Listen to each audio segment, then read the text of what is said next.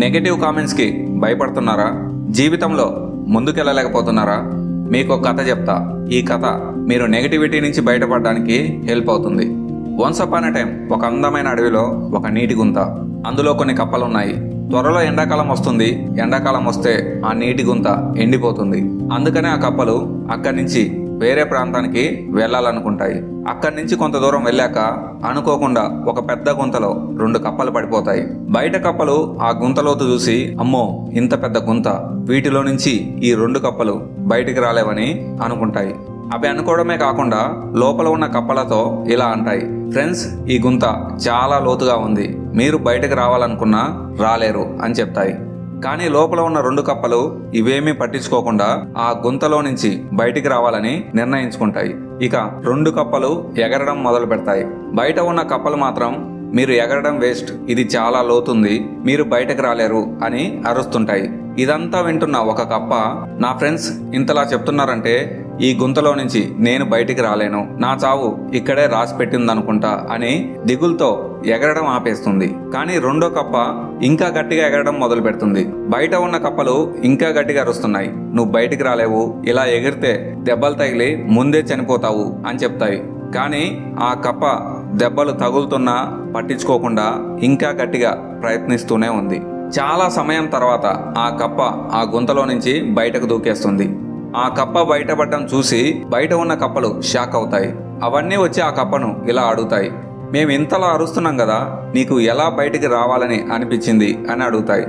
ఆ కప్ప ఇలా అంటుంది, నాకు కొద్దిగా చెవుడు, దగ్గర నుంచి మాట్లాడితే కానీ వినపడదు, మీరు పైనుంచి అరుస్తుంటే మీరందరూ నేను బయటికి రావాలని ఎంకరేజ్ చేస్తున్నారని నాకు అనిపించింది. ఎనీవే థ్యాంక్స్, నేను బయటికి రావడానికి ఎంకరేజ్ చేసినందుకు అని చెప్తుంది. ఒక్కసారి మన లైఫ్ తీసుకుందాం. మనం ఏ పని చేసినా మనకు 2 రకాల వాయిస్లు వినిపిస్తుంటాయి. కొందరు మన పనిని ఎంకరేజ్ చేసే వాళ్ళు ఉంటారు, కొందరు మనల్ని డిస్కరేజ్ చేసే వాళ్ళు ఉంటారు. ఇక్కడ మనల్ని సపోర్ట్ చేసే వాళ్ళకంటే వెనక్కి లాగే వాళ్ళే ఎక్కువ మంది ఉంటారు. ఇవన్నీ పట్టించుకోకుండా నువ్వు నీ గోల్స్ మీద ఫోకస్ చేయాలి. ఈ ప్రాసెస్లో నీ పనిని ఎగతాళి చేసే వాళ్ళు ఉంటారు, నీ ఫోకస్ని డైవర్ట్ చేసే వాళ్ళు ఉంటారు. నువ్వు ఇలాంటి మాటలన్నీ పట్టించుకోకుండా నీ చుట్టూ ఉండి ఎంకరేజ్ చేసే వాళ్ళ మాటలనే పట్టించుకోవాలి. లేదు, నిన్ను డిస్కరేజ్ చేసే వాళ్ళని పట్టించుకుంటే నీ పనిని మధ్యలోనే వదిలేస్తావు. ఇక్కడ నీకు 2 దారులు ఉన్నాయి. ఒకటి పాజిటివిటీని తీసుకుని ముందుకెళ్ళడం, లేదా నెగిటివిటీ మాటలకు భయపడి గివప్ ఇచ్చేయడం. 2 నీ చేతిలోనే ఉన్నాయి.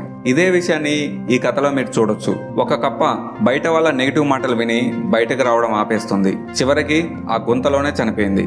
ఇక రెండో కప్ప, దానికి సరిగా చెవులు వినపడవు కాబట్టి బయట ఉండే కప్పలు తనని ఎంకరేజ్ చేస్తున్నాయని మిస్టేక్లో అనుకుంది. ఆ కప్ప బయట ఉన్న కప్పల అరుపులకి మోటివేట్ అయింది. చివరికి గుంతలో నుంచి బయటపడింది. నీ నమ్మకాలే నీ కలల్ని నిజం చేస్తాయి. ఒకసారి నిన్ను నువ్వు నమ్ముకో. నువ్వు చేసే పనికి నువ్వే సరైన వాడివని నమ్ము. కాన్ఫిడెన్స్గా ముందుకెళ్ళు. వచ్చే కష్టాలని ఈజీగా దాటేస్తావు. ఇన్ కేస్ నిన్ను నువ్వు నమ్మకుండా నీ మీద నీకు డౌట్ వస్తే, నువ్వు చేసే పనికి నువ్వు సరైన పర్సన్ అయినా సరే నీ డౌట్స్ వల్ల నువ్వు ఫెయిల్ అవుతావు. నీ గోల్స్ మీద ఫోకస్ చేసే ముందు నీ మీద నువ్వు నమ్మకం ఉంచుకో.